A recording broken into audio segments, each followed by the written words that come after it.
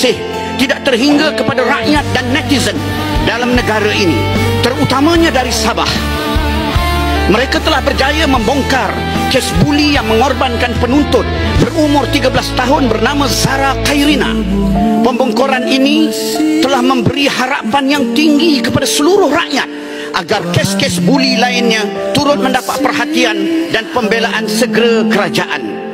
Fenomena buli dalam negara kita jelas sudah berada di luar kawalan apabila bertukar menjadi pembunuhan berkumpulan yang membawa kematian dan kecederaan seperti yang berlaku kepada almarhum Zul Farhan, almarhum Wan Ahmad Faris, almarhum Syamsul Haris, dan yang terbaru almarhumah Zara Khairina.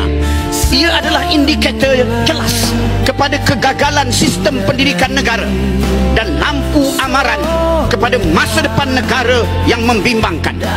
Seterusnya, sikap selektif sebahagian pemimpin dalam menangani isu buli ini dan tindakan-tindakan kerajaan yang seolah-olahnya tidak bersedia meraihkan suara rakyat adalah menggambarkan runtuhnya kualiti kepimpinan di dalam negara.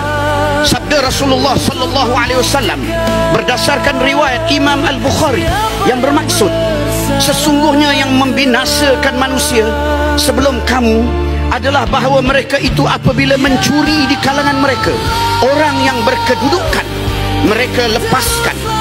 Namun apabila mencuri di kalangan mereka orang yang tiada kedudukan, maka mereka melaksanakan hukuman ke atasnya.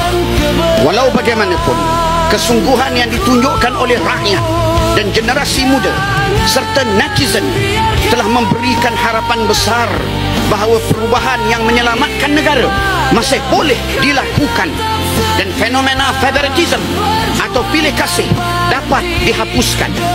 Sesungguhnya keberanian rakyat, generasi muda dan netizen negara ini bukan sahaja akan menjadi elemen check and balance dengan izin dan ejen perubahan yang berkesan, bahkan lebih besar dari itu, sebagai rakyat yang berani menegur kecuaian kerajaan. Mereka akan berupaya menyekat pemimpin-pemimpin diktator dan gila kuasa daripada berkuasa dan muncul dalam negara ini. Justru itu, Ustaz mengucapkan tahniah sekali lagi kepada anda semua. Peranan penting yang anda lakukan inilah yang disimpulkan oleh Ira Khalif dalam bukunya To Stop a Tyranny.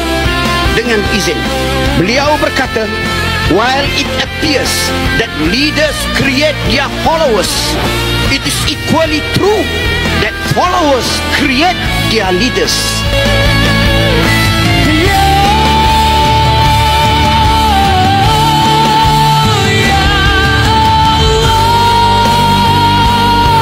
Kami serahkan jiwa ini kepadamu, dan kebenaran akan datang demi nama Zara Khairina selamanya.